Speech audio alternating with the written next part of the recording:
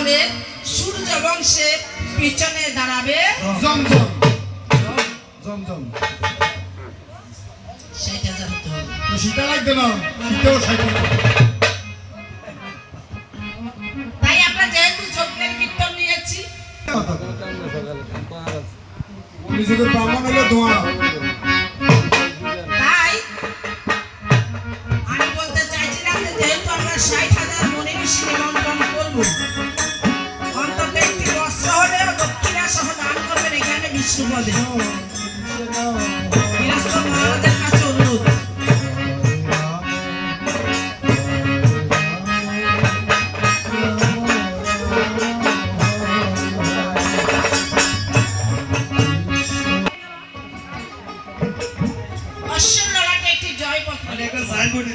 ধাঙ্গিনী সীতা তোমার পাশে থাকতে হবে। বলছে মনিবর, সীতা তো আমার রাজ্যে নেই, আমি কোথায় পাবো সীতাকে? কৈলাস কুম্ভের আলয়ে।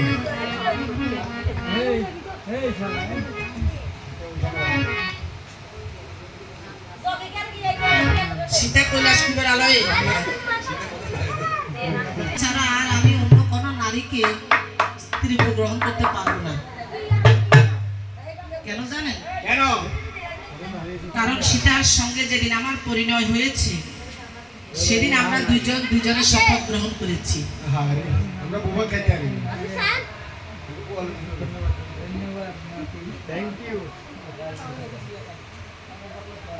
কেন জানেন মনিবর? সীতা সেদিন আমাকে কথা দিয়েছিল, রাম ছাড়া এই জগতে যত পুরুষ জাতি আছে সব তার পিতার সমতুল্য। আর প্রভু চিরাগ কথা দিয়েছে, সীতা ছাড়া যত নারী আছে সব তার মাতৃতুল্য। তাহলে কাকে বিয়ে করবে? বলে তাহলে তুমি এক কাজ করো, তোমার শতমান স্বর্ণ দিয়ে বিশ্বকর্মার বাড়ি থেকে একটি সোনার সীতা নির্মাণ করে নিয়ে এসো। স্বর্ণের দাম বেশি, ওই দিনে তো স্বর্ণের দাম বাড়ি গেছে। আংটি লাগাইতে ভিতর লাগাইছে তার দিন। এখন কলির যুগে সবকিছুর দাম বেশি, তবে মানুষের দাম নেই। স্বর্ণ রেখে নাক বানাবো। তাই লক্ষণকে পাঠিয়ে শতমান স্বর্ণ দিয়ে একটি সীতা নির্মাণ করে এনে প্রভুর বাম পাশে বসিয়ে রেখেছে। মনে হয় যেন আসলে সীতা।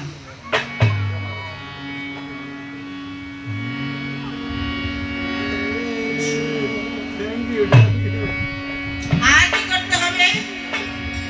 অষ্টমীতে নির্মল গঙ্গার জলে চান করাতে হবে, বনফুলের মালা দিয়ে অষ্টমীকে সাজাতে হবে। আর পৃথিবীর চতুর্দিক প্রবেশ করাতে হবে। যেইখানে হবে অশ্ববন্ধন, সেইখান থেকে অশ্বটিকে যুদ্ধ করে চলে আনতে হবে।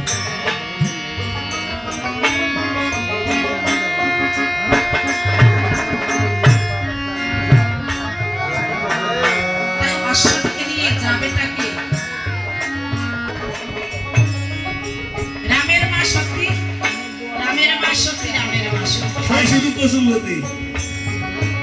আর লিখেছে অযোধ্যার রাম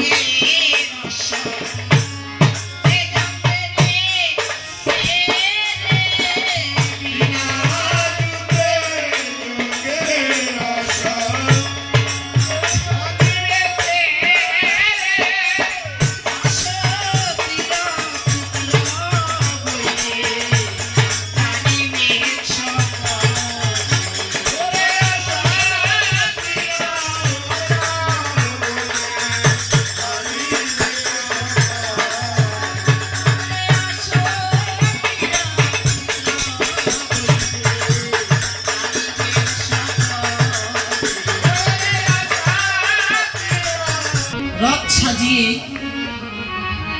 পৃথিবীর পূর্ব দিক, পশ্চিম দিক, উত্তর দিক জয় করে দক্ষিণ দেশে মুনির তপবনে গিয়ে উপনীত হল। অশ্ব এখনো বন্ধন হয়নি। তাই মা জানকী যে পঞ্চমাসের গর্ভ অবস্থায় মাকে যে বনবাস দিয়েছেন মুনির তপবনে, সেইখানে মা বাস করে খুব ক্ষুণ্ণ মনে। মা দুটি সন্তান প্রসব করেছেন সেই তপবনে।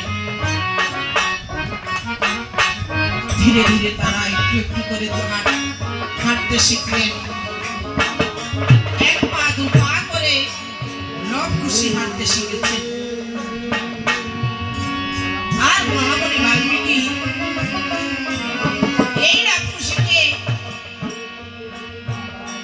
দীক্ষা মন্ত্রে দীক্ষিত করেছেন, যুদ্ধবিদ্যা শিখিয়েছেন, শাস্ত্র জ্ঞান দান